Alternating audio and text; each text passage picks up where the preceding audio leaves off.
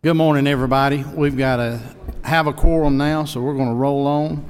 First order of business this morning is going to be to adopt our committee rules. Just running through those real quick, two notes I wanted to make on you, or for you to be aware of. We've set the quorum at 20 members. With a committee as large as what we have, the quorum, if we did half plus one, would be 41. And as you can see this morning, it's kind of hard to get everybody in the same place at the same time, so we're recommending keeping it at the 20 that it's been at for several years. One other slight change on rule number 4, in the italic language there on rule number 4, there had been a phrase in there right after no motion, comma, that the committee recommends, comma. We've deleted that with the advice of legislative counsel, and just basically says that, as it says now, no motion that a measure do pass or do not pass shall be in order until the chairperson has stated that such a motion shall be entertained or will be entertained. So those are the two changes. If you got any questions, be glad to answer that. If not, we will entertain a motion for passage. Have a motion and a second. All those in favor, let it be known by saying aye. Aye. All opposed, like sign. Motion carries unanimous. At this point, I'm going to ask Chairman Earhart to assume control of the meeting, and I will go to the podium to present the budget.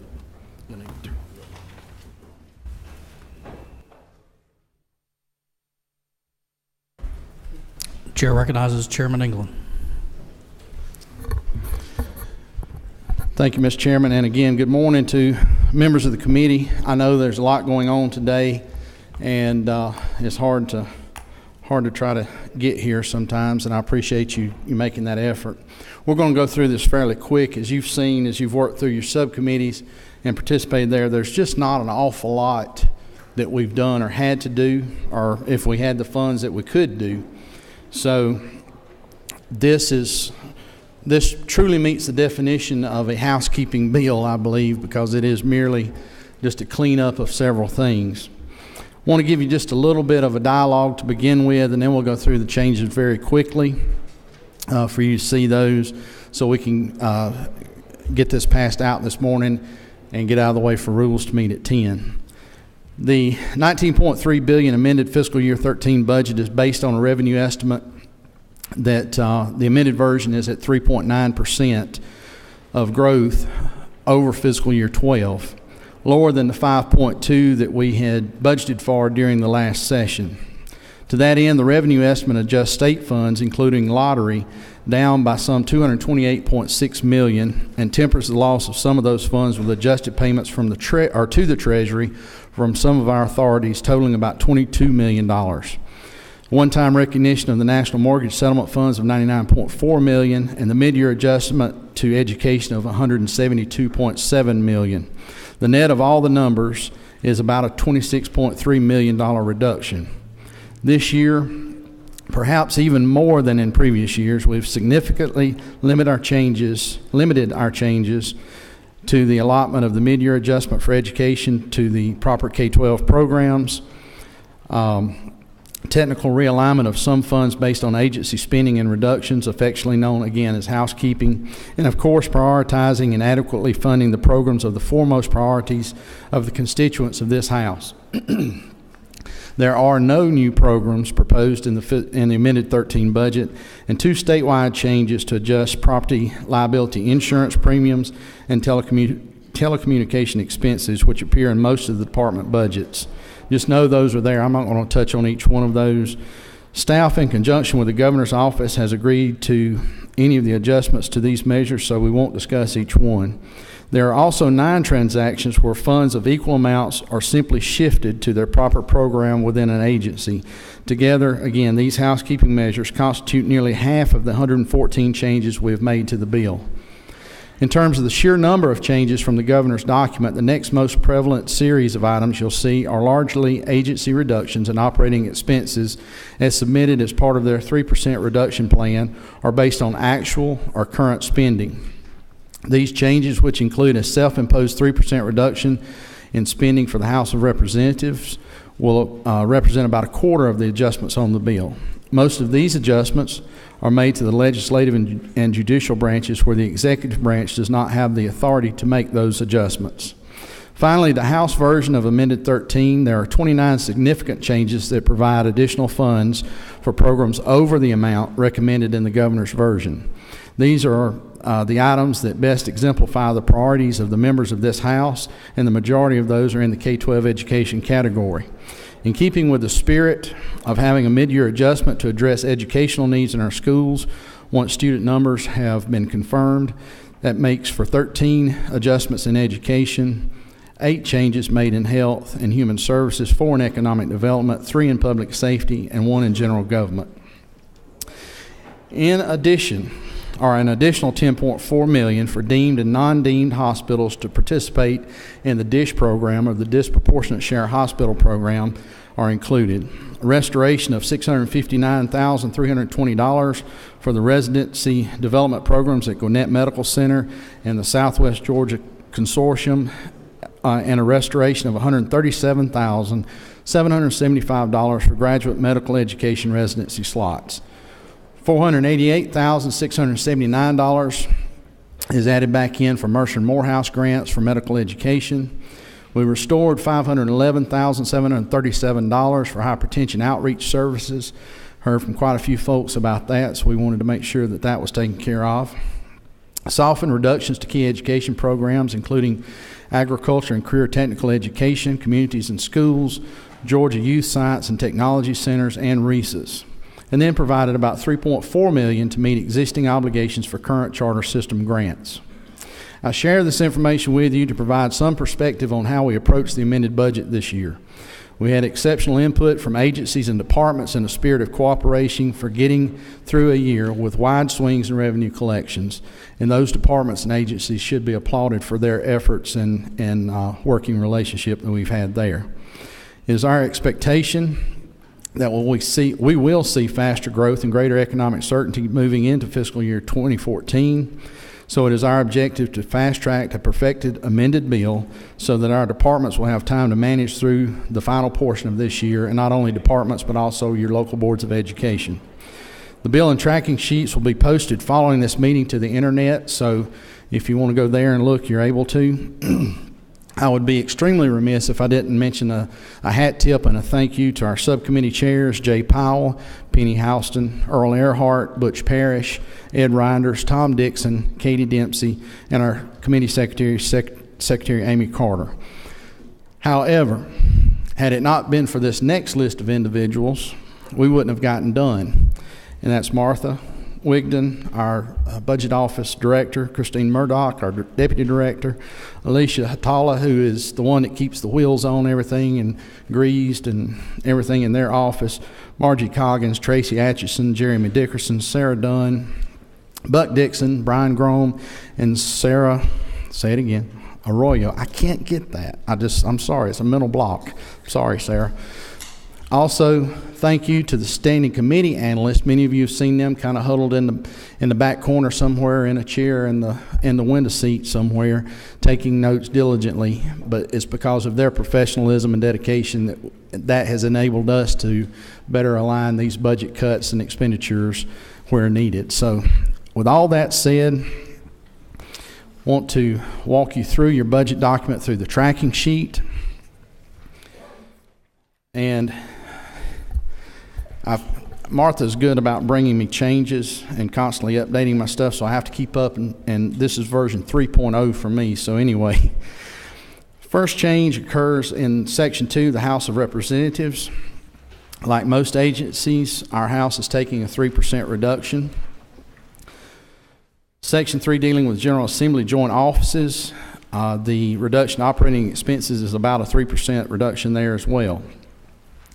Audits, Section 4, audits and accounts, you're looking at some minor reductions of about almost 3% there. The two reductions, 4.1.1 and 4.1.2, are just some savings that can be gathered through managing attrition and travel expenses and such. Moving on, Section 5, Court of Appeals. A little something odd happened here. I won't go into the details of it, but there were some things submitted, and actually asking for some funds to be restored. We were not able to do that at this time, so you'll see on 5.1.1, 5.1.3, and 5.1.4, those things we're going to defer to 14 to look at again there. Some of those, again, may not be funded at that point in time. Section 6, under Judicial Council, we have put off that e-filing initiative again also to the 14 budget. Just simply a lack of cash to be able to do some of these things, so we've moved those things forward into 14. Section 8, prosecuting attorneys, 8.2.1, 8.3.1. Again, those items are deferred to the fiscal year 14 budget discussions. Section 9, superior courts, 9.3.1. We did restore the senior judge money. That I'm sure most, if not all of you, if you haven't heard from your senior judges, you should have, but most everybody, I think, heard from them. But it is an important function that they do, especially as we roll out the accountability courts across the state. They are coming in and taking up some of the load that the superior court judges cannot handle at that time. 9.2.1, 9.2.2, and 9.3.2, again, are items we've decided to defer to fiscal year 14 discussions. Section 11, State Accounting Office, a restoration on 11.1.1 of $90,000. Those funds were already committed, and what that is, State Accounting Office has a contract with Carl Vinson Institute over at the University of Georgia to bring in all the fiscal officers from state agencies to walk through a course once a year, so that money has already been expended, so we needed to make sure that it was there. Moving on to Section 12, DOAS, line 12.9.1. Just a slight reduction, additional reduction there, and that's just because that court didn't get up and running first thing July 1, so we've been able to accrue some savings there. Section 13, Department of Ag, 13.4.6. The pilot project we put into place last year dealing with H-1B and H-2A guest worker programs was not as successful as we had hoped, and so again, as a pilot project, a true pilot project is one of those things, if you put in place it doesn't work, then you turn around and take it back out, and that's what we've done there. Moving on to Section 16, Department of Community Affairs. You'll see two changes there on 1611.2, a small reduction in REBA grants. That money was from reserves and not any money that's applied to any grant projects that are currently underway. Then on 16.12.1, GFA actually has some money that they can backfill that with, so we were able to take a savings there as well and help them out. Moving on to Section 17. 17.4.1, I mentioned the disproportionate share of hospitals a while ago, and this is where we made the adjustment there. You'll see an add that goes to those deemed and non-deemed private hospitals because they're not eligible for some of the other funds unless we put those funds in there. Now, under 17.5.11, there's a $1.2 million cut there. We had put that money in last year for the single-dose vials. That program didn't turn out the way we thought it would, so we've taken a reduction there. And then on 17.5.12 is an adjustment for expected expenditures, and I'll show you where part of that money came from here in just a second, and you'll see it on line 17.6.11. And it's basically just redirecting into the programs where the money is needed. And you'll see an add back also in 17.7.8, and that's just a part of that $104 million cut spread to a couple of different agencies. Part of that money was also used in the disproportionate share backfill. Still under Section 17, under 17.10.1, that is those of you in Southwest Georgia, we've heard from you about the Southwest Georgia Consortium, the money we'd put in to get those residency slots open and going, and also the Gwinnett Medical Center slots. What we've done is reduce that cut, but actually restored it to the point that it covers any obligations they have outstanding for the current year. 17.10.2, we simply reduced that cut from a 3% to 1.5%.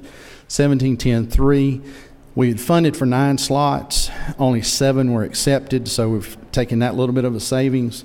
1711-1 and 1712-1 is the restoration of a partial restoration of the cuts to Mercer and Morehouse from a 3 to a 1.5% reduction there. Section 18, Department of Corrections. See a little bit of stuff move back and forth there. The department was very forthcoming, and we owe them a thank you also for coming up and helping us find some additional savings there. Chairman Powell talked to them and worked with them, and they were very gracious in coming up with about $1 million cut that we could use to backfill some other problems that we had within their agency and help them get through this coming year. 1881 and 1811-2 is basically just a realignment to where the money is needed, just a transfer or a money swap. Moving on now to section 22, economic development. You'll see one slight change at 20.0.2. That's just a little housekeeping move there that we needed to make. 22.5.1. We felt like, Chairman Houston felt like, and her committee felt like that that reduction did not need to be taken. So we've put that money back in, and that's where part of that REBA money that we showed earlier went to. And then a slightly increased reduction to 22.5.5 on GRA. It won't affect anything they're doing now. We're just asking them to find some additional efficiencies. Department of Education, section 23. Under Ag Ed, you'll see a restoration from a 3% cut to 1.5% cut. 22.2.3, we restored the money for the superintendent's leadership program.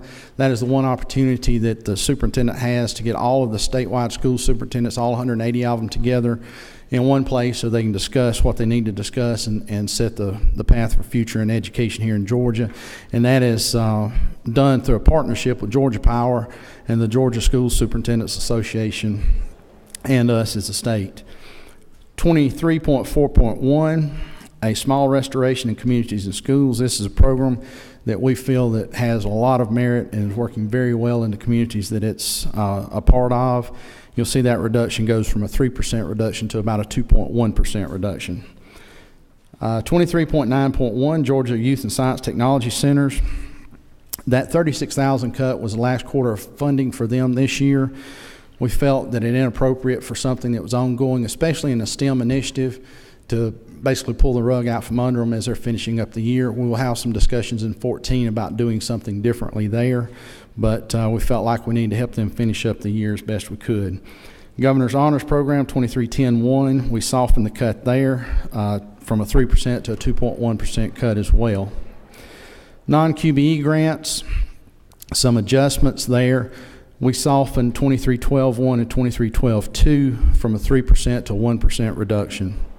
School nutrition, there was about a $1.6 million cut. We've softened it by about $500,000 from a 7.1% cut to a 4.9% cut. And basically what happened there, we would have loved to put more money back in. It's just a matter of it's not there. So as we've had to make some of the other cuts, we backfilled as much as we could in some areas. In some areas we just basically couldn't. 23.17.1, 17.2, and 17.3. 17.3 rolls up into 17.1 actually. 17.2 is a restoration of funds for misclassification of the special ed FTEs. Devereaux is a residential treatment center. The Cobb County school system is the one that messed up on the calculations or the classification of the students. So we felt like it was something that we needed to do because it's an enterprise, it's a private enterprise. We have an obligation, so we felt obligated to make that fix. 23.18 RESAs took that cut from a 3% to 1%. And then under technology and career education, we took that from a 3% cut to 1.5% cut and just told them that they could reduce the funds and spread it across as they deemed necessary and took away the handcuffs on the extended day, extended year piece. Moving on to section 25, Georgia Forestry Commission. You know, in a year when we're not having forest fires, it's one of those things that it looks pretty easy to go in there and raid, but we have to all realize that all it takes is a lightning strike or someone careless with a match or a train that throws a spark into the forest to kick things off. So we felt like we needed to do some restorations there. On 25.3.1, we restored half of the 64 part-time positions that are there. And then on 25.3.3, that roughly $90,000 softening of a cut there provides about 1,000 hours of air patrol flight time across the state. It's something interesting to note. So far this fiscal year, there have been about 750 structures that have been destroyed, and that number would be considerably larger if it's not for them doing their job and what they do. Moving on to section 27. 2795, a reduction of an ad from last year of $50,000 that our information tells us was not used, so we've taken that. Then a GETS expenditure projection on 2796, as they're still realigning some things over there. We had to do about a $2 million ad there at the request of the agency in the governor's office. Under VOC Rehab on 27.2, VOC Rehab is a new standalone agency, so we're having to do a few things to help them get through their year, and they've got some challenges with the hospital at Warm Springs, so we're trying to help them a little bit there. The work they do, if you've not been down there, we had the opportunity to go Friday a week ago down there and view what they're doing. If you've never been to Roosevelt Warm Springs Institute and seen the work that they're doing down there, you need to go. An incredibly impressive place with a lot of challenges, but a lot of history as well. Section 28, Office of the Insurance Commissioner. On 28.5.1, we just took that to a 3% cut. It was actually an agency submission that was not taken, but the reduction will be met through managing 4 inspector positions due to attrition. Moving on to section 29, GBI. One small add back there on 29.11. That was a contract service for security of the building. We're going to look at that in depth going into 14. They do take a lot of nighttime deliveries of evidence and that sort of thing. And so without adequate warning, we felt it was not a good idea to take that cut at this time. However, on 29.1.2, we did take a small reduction in personal services of $50,000. 29.4.1, we made a change there on the telecommunications reduction. Doing away with the landlines takes a little bit of time to happen, and basically by the time they get this assigned into law and they know they have to make those cuts, they're only going to have about 1 month left in this fiscal year to grab those savings, so we've recognized that. Under 29.5.2, under CJCC, we've taken a reduction there on the accountability courts based on what the actual expenditures are going to be. Moving on to section 37, Department of Public Health. Heard from many of you on line 37.2.1 about the hypertension outreach services and how important they are to those areas. And we're talking about Whitfield, Lawrence, Richmond, Dougherty, and Clark counties is where that money is going to be restored to, $511,737. Under 37.7.3, moving these people onto PSIP is working actually better than what they thought it would, so we were able to capture some additional savings there. And then on 37.14.1, dealing with the Trauma Care Network Commission, as many of you have seen the audit that came back talking about those. In the 5 years they've been in existence, they've only established 6 additional trauma centers across the state. None of those are in level 1 or level 2. All have been in levels 3 or lower. So we need to work with them. We're going to work with them as we go into 14 to try to clarify what their role is. And one of the notations in the audit was that there was a lack of coordination. So we're going to try to help them clarify some of their problems and find some resolutions there. Section 38, Public Safety. Under Post 3811, 11.1. and 11.2. On 11.1, the other funds mentioned there are not available, so we're going to have to take and go on and fund that for the duration of this year. The cut in 38.11.2 is just a 3% reduction.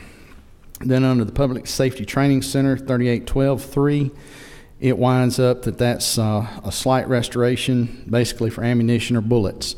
They like to shoot guns, and if they're going to shoot guns, we want them to know how to shoot guns. Moving on to section 40, Board of Regents.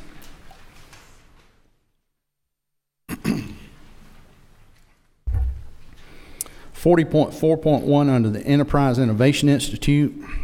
We just raised the reduction to match the agency's 3% reduction submission. Under teaching, under 40.17.1 is partial restoration of the $2.7 million cut to the Georgia Gwinnett College. They're showing a decreased rate, although it's still above the other institutions in the state rate of growth. It's starting to kind of reach that crest, so we've taken softened that cut by about $500,000 there. Section 41, Department of Revenue. We got a reduction of an add back there on 41.4.1, a reduction of the add back of about $1.36 million, and the $625,000 is what's needed for the remainder of the year. So that's a pretty simple one. Moving on to section 47, DOT. Only one change there in airport aid, 47.11, restoration of $125,000 cut. As most of you know, just as hospitals are, and we've talked about as being economic development tools and engines in a community, airports serve a similar purpose. That $125,000 cut would mean a reduction of about $2.5 million in match from the federal government. It is a match of a 5% state, 5% local, then feds put in 90%. So that's what that relates to. Section 48, Department of Veterans Services. Under veterans benefits, you'll see a slight reduction in add back there. But again, by the time the budget's signed into law and takes effect, you'll only have 1 quarter in which that needs to operate. That's a new program to take care of vets that are returning home from service. We want to make sure that they are covered, they're taken care of. However, the time just says that they're not going to need that full 241, so we're going to do 125.10 there. Under section 50, general obligation bonds, just some real small adjustments, putting them in the right category. You'll see 50.1.9 drops down to 50.2.3 in new bonds. We're just trying to clean up the bookwork and paperwork. 50.2.4 just recognizes a savings where they came in under budget on that particular project, and those funds are not needed. That pretty much wraps up everything. Mr. Chairman, I'll be glad to take any questions if they are, and if they're not, we'll take a motion.